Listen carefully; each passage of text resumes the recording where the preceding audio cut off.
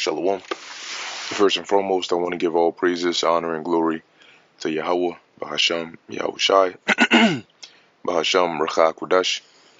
Double honors to the elders and the apostles of Great Millstone, and peace and blessings to the elect.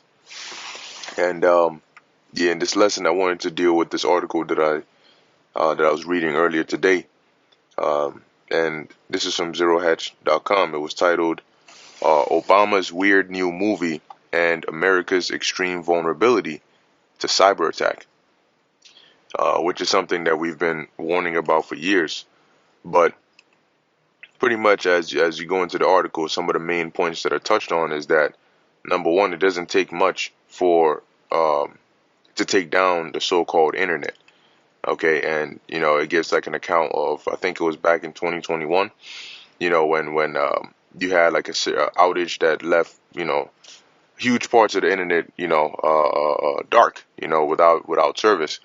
And a lot of the reasoning behind it is because a lot of people don't understand how the internet actually works. And because of that, they feel as though the second something goes on, what exactly is an outage, they don't know. So if something goes wrong, they either restart their phone or restart their computer or their device, or they reach out to their ISP, and then try to see what's going on over there. Okay. But because there's always somebody ready to tell you, oh, either we have a small outage over here, it should be fixed within the next few hours, or they can just troubleshoot it or whatever the case is. A lot of people feel as though they're always going to have access to the internet. Okay, but that's not the case. And these elites have expressed their concerns about the internet because today there's a lot of information. Okay, remember that perception. There's a saying, perception deception, and perception is key because perception, how people perceive things, is how they believe it to be, and that's how they move based on that. So and then perception is based on information. So if somebody is feeding a certain narrative to you, okay, and that's all you have access to, you're going to believe that it's true. All right, imagine you grew up in a part of the world where they just taught you one certain thing and you didn't know anything. I'm blanking on any good examples of it right now, but you only knew of one particular thing. All right, you didn't know of any other thing because there was no information on it. And then now you get exposed to it. It's going to be hard to believe because your whole life you've been taught this one thing. All right, that's the only information you had access to. So the problem now is it's difficult now for them to control the narrative, to control the perception of the people, because there's so much alternative media out here. It's not just the MSM, the mainstream media. Now you have social media, you have alternative sites that give you different information that are not as censored as social media, So as mainstream media, and because of that, it becomes hard to control the narrative of the people. Okay, so like they've already foreshadowed it. They've already what's the word I'm looking for? Showed in predictive programming, which that's what this article somewhat goes into, about the predictive programming aspect of this movie, because a lot of people were basically intrigued at the fact that Obama, was involved in this. Why? Right? And then also a couple of years ago, you had this guy Klaus Schwab with the World Economic Forum that came out and they did a video talking about the potential for a massive cyber attack that will cripple all the services, the internet services, and so on and so forth. All right. So let me actually start off with this precept, and then I'm gonna hit the road. I don't want to read and drive at the same time, right? So this is 1 Thessalonians 5:1. But of the times and seasons, brethren, ye have no need that I write unto you. For yourselves know perfectly that the day of the Lord so cometh as a thief in the night. And that's the main point right there. When you read this verse in the NLT, it says here, which is a more modern English translation, it says, for you know quite well that the day of the Lord's return will come unexpectedly like a thief in the night. And there's obviously like the specific day where the Lord actually makes his return, but then there's also scriptures that refer to the day of the Lord as in the time of the Lord's judgment. So meaning that when the Lord starts to bring this massive judgment upon this place, there's going to be, a time where it's just going to be sudden. This place is just going to be suddenly hit with something, and people are not going to be aware of what's going on. They're not going to know, yo, what happened? What do we do? But we're going to know because we've been expecting it, because it's been written of. We've been prophesying about it for years. All right. Verse 3 is the key part. It says, for when they shall say peace and safety, then sudden destruction cometh upon them, as travail upon a woman with child, and they shall not escape. And that's the part, right? The key part right there is that when people are in the mindset of peace and safety, they're in the mindset of, everything being all right. Okay, that's when sudden destruction is going to come upon them. So people, the majority of people today, it's not that things aren't going on in the world, but it's the fact that they've been conditioned to just live with it. Like the boiling frog method. They've been conditioned to just get accustomed to the heat, and eventually they're gonna be boiled. All right, they're gonna be boiled along with this place. Okay, but the whole point is that because a lot of people lack understanding of how their devices that they use work, and today in the modern society today, I'm gonna try to put it in the most simple terms, so it's the point that I'm making can be easily understood. In modern society today, a lot of websites and apps that you use on your phone, they're built in a modular sense, meaning they're built in separate packages almost, so to speak. Okay, to make it easier for these companies to accommodate for all these millions of users that use their services. Okay, so when it comes to the videos and pictures that you watch, they store it in one location. A lot of all of this, the internet that you use is basically just a bunch of different computers. Like if you have a computer and you store videos and pictures on it, right? And then somebody else, maybe like your brother or your cousin, wants access to those videos. What you can do is you can either send an email, with the attachments, or you can get like a flash drive and download the media onto it and then give it to them. They go and plug it into their computer, and then they can now watch and see the pictures and stuff that you had on your computer. All this really is on the internet is basically like that. You have different computers that are sending information to each other. So what these big corporations do is they have what they call data centers, which are massive warehouses that have super big computers that have a lot of space on them. And on those computers, they store all this information. Like Amazon, for example, might store, on their computers, they might store, I don't know, or maybe YouTube, for example, it might have all these videos you've uploaded.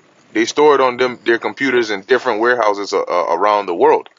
And then via the internet, which just allows the different computers to be connected to each other, you can now see this. You can go to youtube.com and then you say, oh, click this video. They send the video from that computer over the internet over onto your phone, and you can watch it. Okay. The problem with that is there are only a few companies out here, right? They call them CDN, Content Delivery Networks. There are a few companies out here who sort of specialize in that, right? They'll say something like, oh, Amazon, you wanna build whatever you're trying to build? All right. We have warehouses and we have computers. We'll store all of your media in our warehouses. You pay us. We'll take care of that for you. And whenever any of your users need it, we'll send it to them. Right? So Google uses it, Amazon uses it, YouTube uses it. They use these CDNs to send you all that information you look at. If there's an attack, all they got to do is take down these companies that are sending all this media to you, and that's it. Amazon is going to go down because Amazon is depending on this company right here. So if this company goes down, because there's not a lot of them, if this company goes down, guess what? Amazon's website is not working either. Neither is Google. Neither is YouTube. That's why when an outage happens, it can take down multiple sites at the same time, because they all depend on the few, CDNs that are producing whatever content they need that their website depends on. Okay, so remember that these elites, because society is the way it is today, they cannot police every single aspect of the internet, even though they're trying very hard, and they're trying to censor things and tell people, oh, you can't do this and you can't do that. I was watching a TV show, or at least a couple of scenes from it, and this is from about a decade ago. And I'm looking at like the kind of jokes that they're cracking, and I'm like, yo, this if this was on TV, like if this was being premiered today in 2023 or 2024, they would be canceled so fast. I mean, so very fast, because of how society has become today. All right. So the point is, like, they're trying to change the at least the ability for people to freely post and do all these things, but it's just not enough. Okay, it's not enough, because look at how many articles come out on a daily basis giving an alternative view as to what the mainstream media is saying. And when you look at what happened over the past few years with the pandemic, it was hard for them to control what people were thinking and believing, because when they would say one thing on the news, you would go on the internet and you would see another thing. And people would go and they would record these things, and once again, what would they do? They would post it on the internet. Okay? The internet working there, and from there, everybody who's able to connect to it would have access to see whatever is posted on there. So you see how this becomes problematic, for even though they created it, right? I believe it was like started by DARPA, but eventually it became too big for just them to have control over it, because everybody uses it now, So even though they set it up, now they don't have that control that they would like over it, and that's a problem for them. So if you can't control it, you might as well kill it and restart it. And in the article, it was basically going into how, because of the rapid digitalization of the world today, everybody and everything, be it healthcare or commerce or, whatever you can think of, uses the internet in some way, shape, or form. Okay? So in order for people to do their jobs effectively, and that means in order for society to run effectively, you need access to the internet. And if you don't have access to that, you can imagine how quickly things can go dark. And they showed you a glimpse of that in the movie Leave the World Behind. Okay? So they're basically saying, because you have like threats of EMP, right? Electromagnetic pulse, which basically fries everything electric that's not protected under some, EMP material. But it can fry that, when then that goes, there goes your cars, there goes your everything that runs with that electricity. But even if they don't go that route, they can stop, access to your internet. You ever like moved out and moved to a new location, and you gotta wait a while before they come and set up your internet, and you realize just how very little you can do when you don't have access to the internet. So a lot of people today, their lives are gonna be ruined, if something like this was to go down, or really when, because they foreshadowed it. They do that. It's called predictive programming.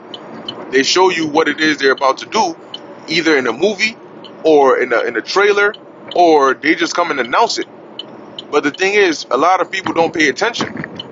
You can sit right in front of their face and tell them this is going to happen, and then they'll get up and they'll go about and continue whatever it is that they're doing. They don't prepare. They don't prepare their minds. They don't prepare anything. And that's why I read the precept in 1 Thessalonians, the 5th chapter. Going into the point of that precept is that the scripture is saying that when this destruction comes, it's going to catch people off guard. Okay, it's going to catch people off guard because they're not paying attention. They're not watching. So when something happens, they're not going to know what happened, where it came from, or more importantly, what to do. But the scriptures tell us to stay upon our watch.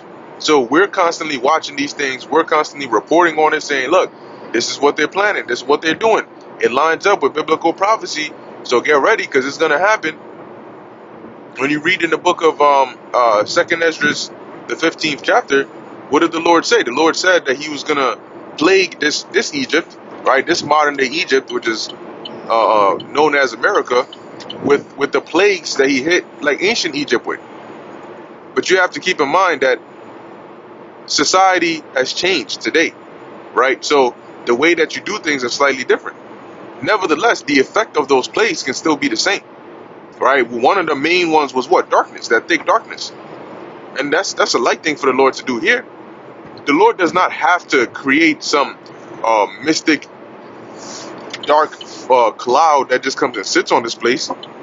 All he gotta do is just he can just put it into the spirit of the minds of either, you know, make it an inside job or have some foreign country, you know, once again hit this place with like an EMP or something, and there you go, you plunge into darkness. So either way, the point is that the effect of that plague or of those plagues will be felt. Okay, and that's the thing that a lot of people are not considering. You know, so yeah, I was like I said, I was going into that article, you know, and it's showing some interesting things. And here we are in the year 2024. So we're gonna see what what the Heavenly Father has in store for this place. But hey, Lord willing, it be the year of Jacob's trouble, because the scriptures say that, what's that, Jeremiah 30:7. Alas, for that day is great. It is even a time of Jacob's trouble, but he shall be saved out of it. So it's gonna be a very dangerous time, unlike any other. But the clause in there is that he, which is representing the elect of Jacob, the elect of the Israelites, are going to be delivered from it. So just like in ancient Egypt, when the Lord brought those plagues, he exempted the Israelites. And that's what he's going to do now. When the famines start, pursuant to 2nd Ezra 16 and around like 24, because they're going to be famines. When the famines start, guess what? The Lord is he's going to feed his elect. Okay, and when there's danger out here, he's going to protect those that have continued to be loyal and faithful servants unto him. All right, and that's why we continue to do the things that we're doing, because it's going to be very bad. All right, it's going to be very, very bad, and you're nothing of your own power is going to be able to deliver you. You know, in the times that we're coming into, you're going to need a higher power to deliver you. All right, point blank, period. There's no other way around it. Anyway, with that, I'm going to end it here. That was the main point that I wanted to get out. You know, there's been a lot of foreshadowing of things to come, and at some point it's going to happen. You know, foreshadowing is called foreshadowing for a reason. You know, it's just to sort of hint at what's going to come in the future. But remember, time is always moving. Time never stays still. So if you're the future, yesterday's future might be today's present. Right? It's not always the future. Eventually, the future is going to become the present. So as we're seeing these things of what's to come in the future, eventually one of these days it's going to become the present, and it's going to hit people like a wrecking ball. Okay, that reality is going to hit people hard. All right, so be prepared, as the scriptures say, and as Yahushua told us, watch as well as pray. Okay. Anyway, with that, I'm going to end it here. Lord willing, that was edifying to the elect. In closing, I want to give all praises, honor, and glory to Yahweh, Bahasham, Yahushai, Bahasham, Rakha Kodash. Until next time, Shalom.